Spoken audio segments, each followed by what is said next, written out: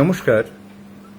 আমাদের যাদের বয়সটা একটু পশ্চিম দিকে ঢলে গেছে, নানা ধরনের নির্বাচন দেখবার অভিজ্ঞতা হয়েছে। আমরা নির্বাচনকে ঘিরে এতকাল দেখেছি নির্বাচনী উত্তাপ, রাজনৈতিক উত্তাপ, পরস্পরের প্রতি নানা ধরনের নৈতিক অনৈতিক রাজনৈতিক বক্তব্য। বহু ক্ষেত্রে সেগুলির মধ্যে রাজনৈতিক উপকরণ থাকত তীব্র, আবার কোনো কোনো ক্ষেত্রে রাজনৈতিক উপকরণের মাত্রা সেভাবে থাকত না। কিন্তু মহিলাদের প্রতি অসম্মানজনক কথা বলা, মহিলাদের প্রতি কোনো ধরনের লিঙ্গভিত্তিক বৈষম্যমূলক কথা বলা, এগুলো আমরা অতীতে দেখিনি। আমার বেশ মনে আছে ৯-এর দশকের মাঝামাঝি সময় ৯৭-এর বিধানসভা নির্বাচনে কোচবিহার উত্তর কেন্দ্রে নির্বাচন কেমন হচ্ছে, প্রচার পর্ব কেমন হচ্ছে দেখবার জন্য গিয়েছিলাম। তো সেই নির্বাচনী প্রচার পর্বে দেখেছিলাম ফরওয়ার্ড ব্লকের এক স্থানীয় নেতা, তার নাম এখনো মনে আছে, দীপেশ বৈশ্য। সে তাঁদের দলের প্রার্থী কুমারী অপরাজিতা গোপীর হয়ে নির্বাচনী প্রচার করতে গিয়ে মহিলাদের সাজগোজ ইত্যাদি ইত্যাদি নিয়ে এমন ধরনের কথা বলেছিলেন যেটা সেই সময়ের রাজনৈতিক পরিমণ্ডলে স্বাভাবিক ব্যাপার ছিল না। এই যে জায়গাগুলো ধীরে ধীরে যে পরিবর্তন ঘটে যাচ্ছে, এখন কি দাঁড়ালো? এখন দাঁড়াচ্ছে নির্বাচন আসা মানেই সাম্প্রদায়িক বিভাজন, সাম্প্রদায়িক দাঙ্গা। কোনো রাজনৈতিক বক্তব্য নেই, সরকারের সাফল্য, সরকারের ব্যর্থতা, এসব নিয়ে প্রকৃত বিরোধীদের যে রাজনৈতিক লড়াই, সেগুলো যাতে ধামাচাপা পড়ে যায়, সেই উদ্দেশ্য নিয়ে এই মেরুকরণের রাজনীতি। এটা যে কিভাবে পশ্চিমবঙ্গের বুকে একটা ভয়ঙ্কর জায়গা করে নিল, তা ভাবলে আমাদের সত্যিই তীব্র যন্ত্রণা হয়। ২০০৯ সালে লোকসভা নির্বাচন প্রক্রিয়া চলছে, সেই সময় আমরা দেখেছিলাম স্বামী জিতাত্মানন্দ, যিনি পরবর্তীকালে রামকৃষ্ণ মিশন থেকে নানা ধরনের যৌন অপরাধের কারণে বিতাড়িত হয়েছিলেন। তিনি তখন স্বামী বিবেকানন্দের বাড়ির অধ্যক্ষ ছিলেন এবং তিনি স্বামী বিবেকানন্দের বাড়ির ভেতরে তৎকালীন কলকাতা উত্তর পূর্ব, না ওটা তখন বোধহয় শুধু উত্তরই নাম ছিল, যাই হোক আমি নামটা ভুল করতে পারি, ওই কেন্দ্রে বামপন্থী প্রার্থী মোহাম্মদ সেলিমকে পরাজিত করবার জন্য তৃণমূল কংগ্রেসের প্রার্থী সুদীপ বন্দ্যোপাধ্যায়কে নিয়ে বৈঠক পর্যন্ত করেছিলেন। এমনটা কিন্তু রামকৃষ্ণ মিশনের প্রচলিত ভাবধারার বৈশিষ্ট্য নয়। তারা তখনও পর্যন্ত প্রত্যক্ষভাবে কোনো রকম দলীয় রাজনীতির সঙ্গে নিজেদের সংযুক্ত রাখতেন না।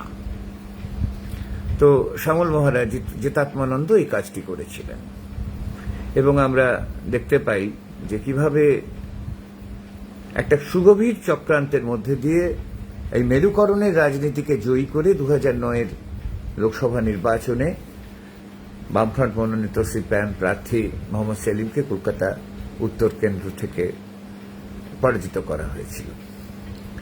তারপর যত দিন গেছে, এই মেরুকরণের রাজনীতি, সাম্প্রদায়িকতাকে প্রমোট করা এবং সর্বোপরি একটা দাঙ্গার পরিবেশ তৈরি করা, দাঙ্গার রাজনীতিকে তৈরি করা, এই জায়গাগুলো পশ্চিমবঙ্গের ভোট রাজনীতিতে একটা স্থায়ী জায়গা করে নিতে শুরু করেছে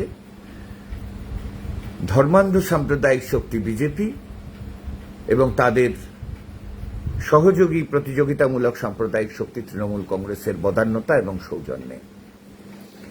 আমরা অতীতে দেখেছি দ্বিতীয় ইউপিএ সরকারের একদম শেষ সময়টায়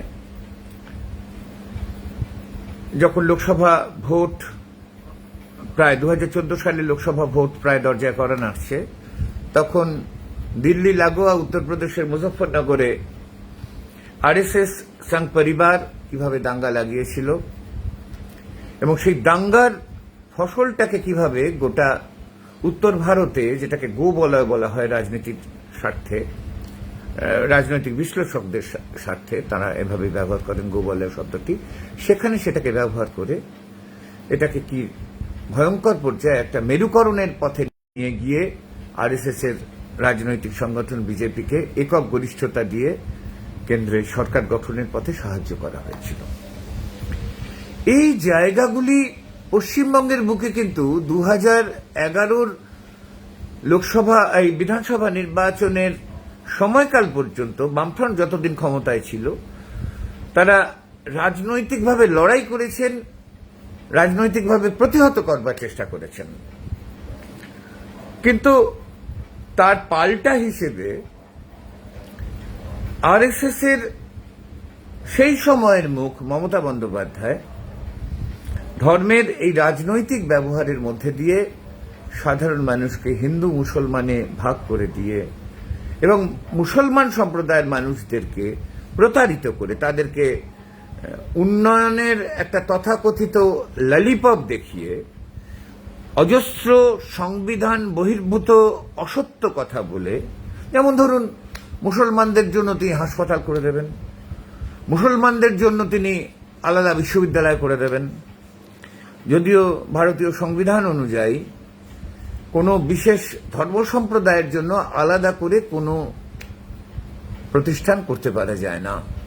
মুসলিম নাম থাকলেও সেখানে এরকম করতে পারা যায় না। যেমন মাদ্রাসা শিক্ষা ঘিরে অনেক ধরনের ভুল ধারণা, অনেক ধরনের ভুল দৃষ্টিভঙ্গি সমস্ত ধরনের সাম্প্রদায়িক শক্তি পশ্চিমবঙ্গের বুকে তথা গোটা ভারত জুড়েই করেন। অনেকেরই তাতে ধারণা হয়েছে যে মাদ্রাসা মানে কেবলমাত্র মুসলমানেরা পড়ান বা পড়েন, এটা কিন্তু সম্পূর্ণ ভুল ধারণা। তো যাই হোক, এভাবে এই তখন মমতা কেন্দ্রের রেলমন্ত্রী দ্বিতীয় ইউপিএ সরকারের মুসলমান সমাজকে বিভ্রান্ত করে যে পদ্ধতির মধ্যে দিয়ে তিনি মানুষকে, বিশেষ করে মুসলমান সম্প্রদায়কে প্রতারিত করলেন,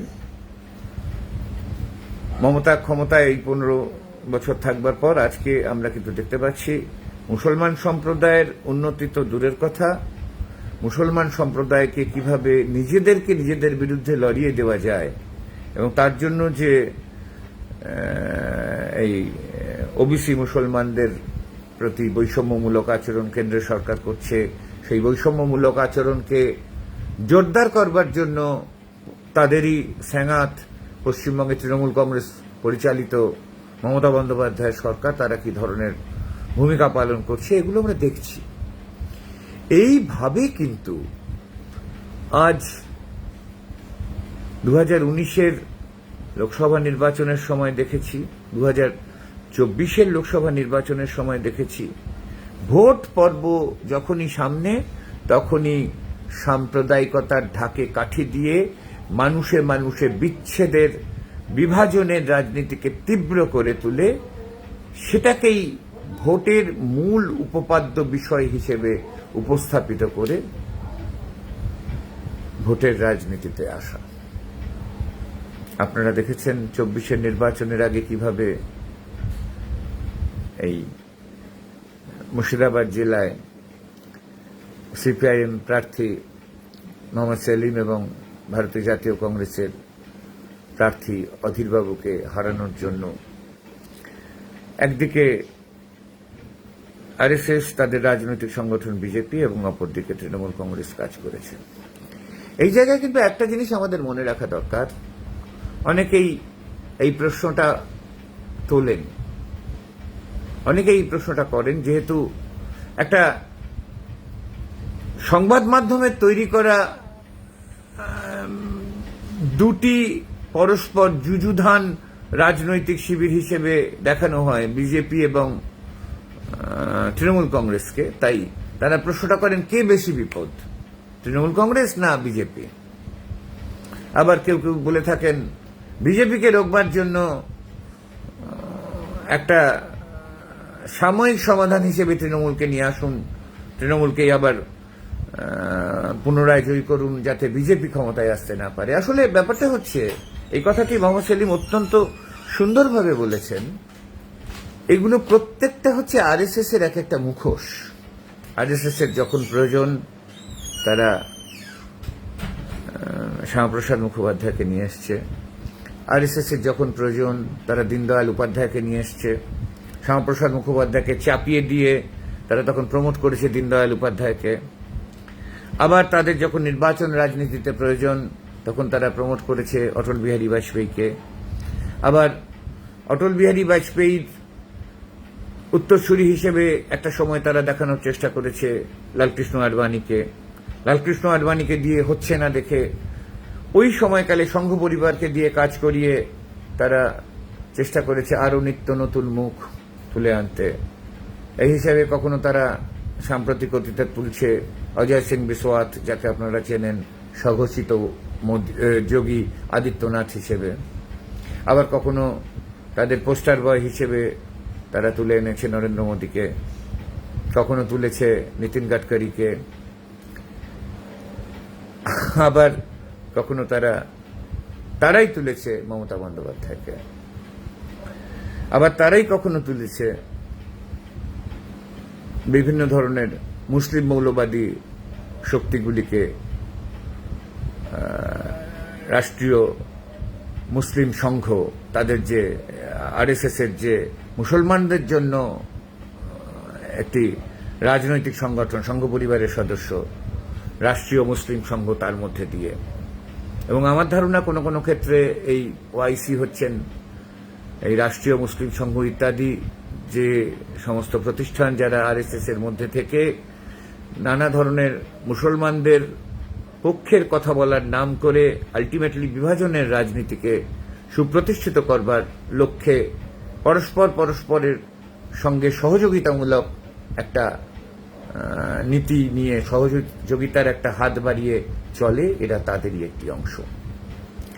এই জায়গা থেকে আমাদের কিন্তু ভাবতে হবে, প্রত্যেকবার ভোট রাজনীতি সামনে এলেই কেন মালদা, মুর্শিদাবাদ এই জায়গাগুলি উত্তপ্ত হয়ে পড়ছে?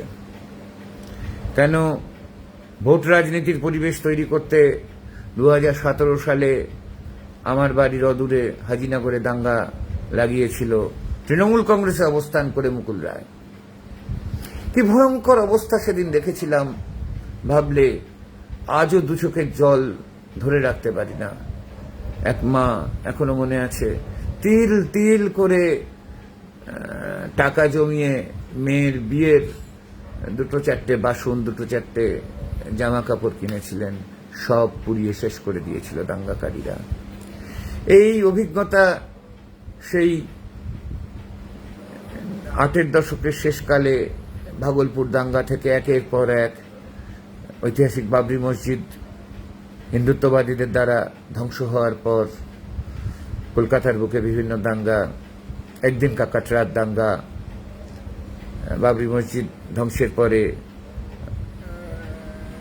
মেটিয়া বুরুজের বিস্তীর্ণ অঞ্চলের দাঙ্গা, এই বেঙ্গল পটারিজ যে অঞ্চলটায় ছিল শিয়ালদা সংলগ্ন সেখানকার দাঙ্গা, এই সমস্ত জায়গাগুলো দেখবার পর এখন মনে হয় যে কি সুগভীর ষড়যন্ত্রকে আজকে একটা জায়গায় দাঁড় করিয়ে এই ধর্মান্ধ সাম্প্রদায়িক শক্তি, মূল প্রতিভু আরএসএস, তাদের বিভিন্ন ধরনের মুখোশ, অর্থাৎ কখনো শুভেন্দু অধিকারী, কখনো দিলীপ ঘোষ, কখনো সুকান্ত মজুমদার, কখনো শ্রমিক ভট্টাচার্য, কখনো মমতা বন্দ্যোপাধ্যায়, কখনো ফিরহাদ হাকিম, এই ধরনের বিভিন্ন ধরনের মুখ দিয়ে তাদের ওই একই গোডাউনের প্রোডাকশন সাম্প্রদায়িকতাকে আমাদের উপরে একেবারে দগদগে ঘায়ের মতো চাপিয়ে দিচ্ছে, যাতে আমরা ভুলে যাই আমাদের রুটি রুজির কথা,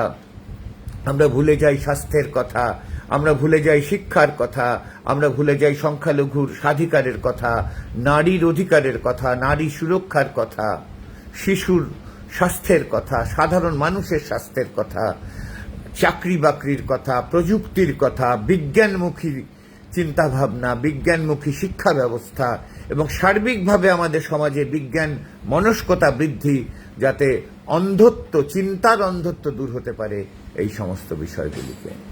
তাই আমাদের ভাবা দরকার, ভোট যখন দরজায় কড়া নাড়ে তখনই কেন একের পর এক এই দাঙ্গার পরিবেশ তৈরি হয়।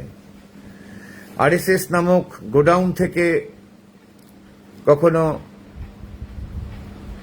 হুমায়ুন কবির, কখনো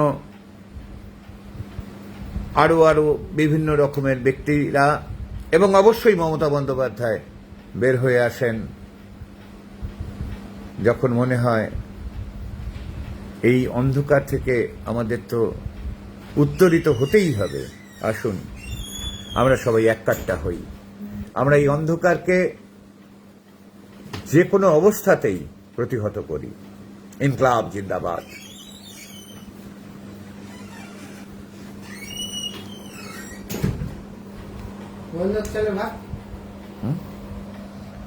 এটা খুলে দে না, এগুলোকে একটু রেখে দিয়ে আছে, এটা ভাজলি